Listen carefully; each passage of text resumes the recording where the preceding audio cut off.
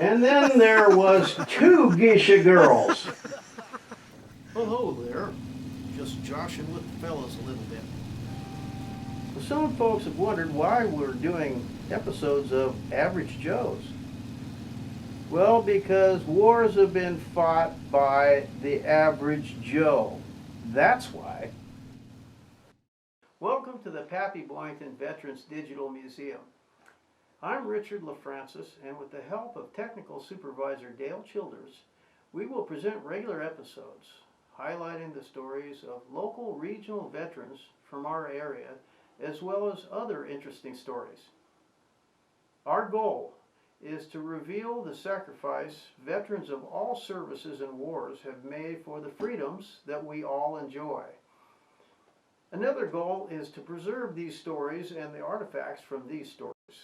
It is amazing how many of these stories share a common thread.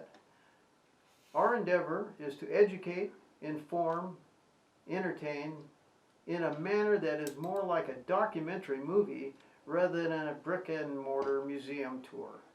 I should tell a little bit about our museum. In 2010, I rented a former bar and meeting hall from the Hayden Lake Eagles. After 6 months, $20,000 of my own money, the building was cleaned up and ready to begin a museum. Starting a museum from scratch is quite a job, but after only 6 years, we had 60 exhibits, 5,000 square feet of exhibit area, and over 4,000 donated artifacts. Then, disaster struck. After paying our yearly rent in advance at the first of the year for 6 years, as well as maintaining the building and expecting to have our lease renewed, we instead got a 30-day eviction notice. It's a shocking disaster, and it was the coldest month of the year.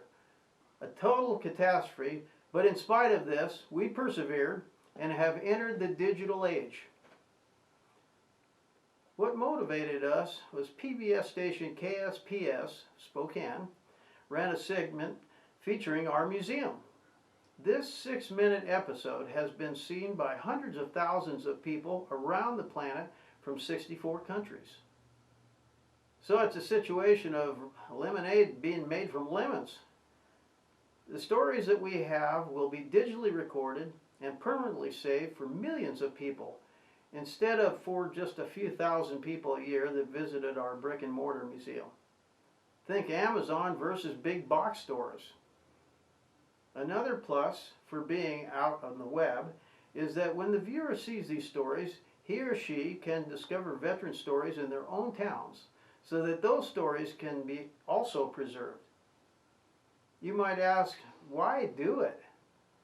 Because if we don't know our history and the sacrifices that have been made, then we are all doomed to repeat the mistakes that others have paid for with their blood.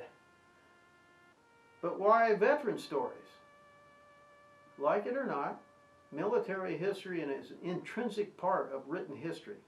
It chronicles a failure of mankind to resolve problems peacefully from the cavemen to modern times.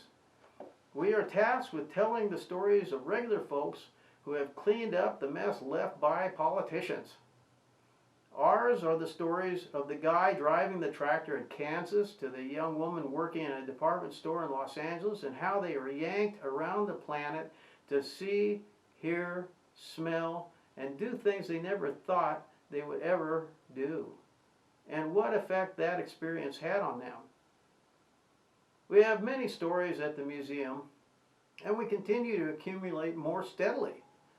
We hope that our efforts will help the viewers see how he or she fits into this grand scheme that we call life.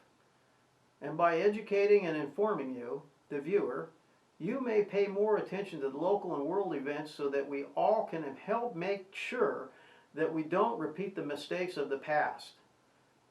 We look forward to sharing the stories we have at the museum with you, and we hope you enjoy them.